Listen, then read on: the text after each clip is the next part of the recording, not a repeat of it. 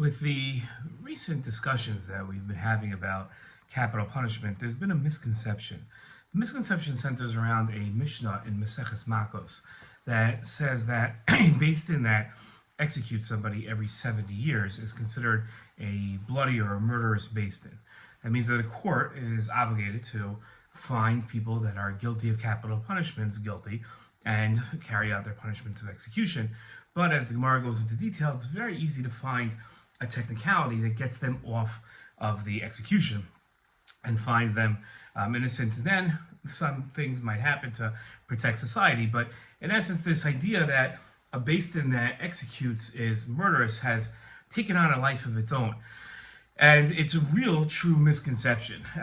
One of the areas that this extends to is the idea that, well, if we can't find the person guilty, then, well, what happens to them? Right? If we can't find them, if we can't execute them, then do we have murderers running all around?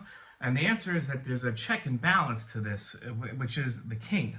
The king is allowed to extrajudicially execute anybody that the king feels is a danger to society. Anybody. For whatever they've done. And there's no check on the king's power. Meaning that if a court says, well, we can't find them guilty, so the king will have his soldiers grab the person that's been found, the suspected individual, and he'll have them executed at his command. No trial, no presentation of evidence. In fact, they've just been exonerated by a court who couldn't find them guilty and could not execute them. So this idea that beis din doesn't execute people and that Judaism doesn't believe in executions is completely unfounded, let alone when we talk about enemies. Enemies are executed all the time and not by courts. They don't get trials. And we're supposed to wipe out our enemies, kill them. We're not supposed to take them hostage. We're not supposed to take them prisoners. We're not supposed to try them for crimes.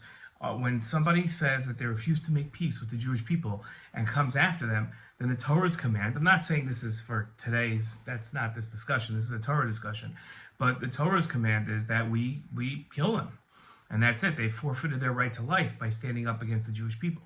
So this idea that Judaism doesn't believe in execution or killing people or capital punishment is completely unfounded and a distortion and misconception of the meaning of that Mishnah. Shalom.